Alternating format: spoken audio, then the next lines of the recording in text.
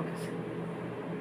ఈ దినమునగా 8/10/2024 తేదీ రాజశ్రీ కర్నూలు డిఎస్పీ గారి ఉత్తర్వుల మేరకు మరియు కోడుమూరు సర్కిల్ సిఐ గారి ఉత్తర్వుల మేరకు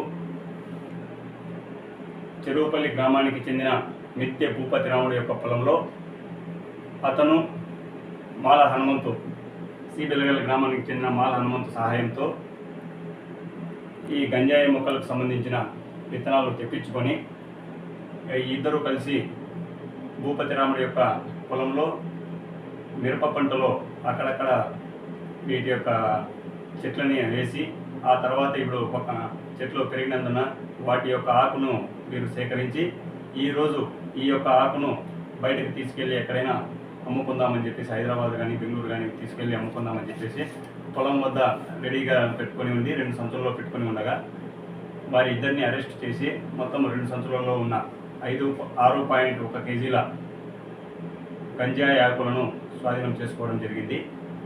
ఆ తర్వాత వీరిని అరెస్ట్ చేయడం జరిగింది. కేసు తదుపరి చర్య నిమిత్తము వీరిని రిమాండ్కు పంపడం జరుగుతుంది.